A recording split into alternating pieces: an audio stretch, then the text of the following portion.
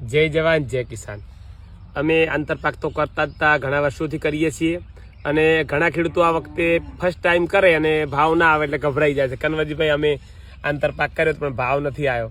જો આ વખતે એમાં તરબૂચના ભાવ ઓછા છે, સાથે રીંગણનો આંતરપાક હતો તો આ રીંગણ જુઓ તમે, કેટલું ફળ સેટિંગ જુઓ તમે રીંગણનું, બતાવો। આ જો આટલું રીંગણનું ફળ સેટિંગ છે અને ખરેખર ગયા વખતે રીંગણના ભાવ ચોથા મહિનામાં 5 રૂપિયા કિલો હતા અને આ વખતે ચોથા મહિનામાં રીંગણના ભાવ 20 રૂપિયા કિલોના છે। હવે જો ગયા વર્ષે અમે ગભરાઈ અને રીંગણ આ વખતે ના વાયો હોત તો, જો એ છોડ્યું નથી, આપણા વડવાઓ કહેતા કે ખોયું હોય ને ગોતવાનું, તો અમે જે ખેતી ચાલુ રાખી, ગયા વખતે ભાવ નહોતા પણ આ વખતે ફરી રીંગણની ખેતી કરી અને આ વખતે રીંગણના ભાવ 20 રૂપિયા કિલોના મળી રહ્યા છે। તો ખરેખર કોઈ પણ ખેતીમાં ગભરાશો તો નહીં ચાલે। જે માર ખાય ને એ જ માલ ખાય કે, એટલે જેવા તેવાનું ખેતી કરવી કામ નથી।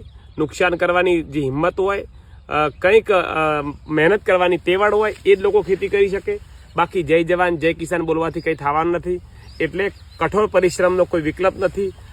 ભગવાન જે લોકોને કર્મ કરીને ફળ આપે જ છે, તો ખૂબ મહેનત કરો અને ખૂબ પ્રગતિ કરો, એવા દરેક મારા યુવાનોને ખૂબ ખૂબ વંદન। જય જવાન જય કિસાન।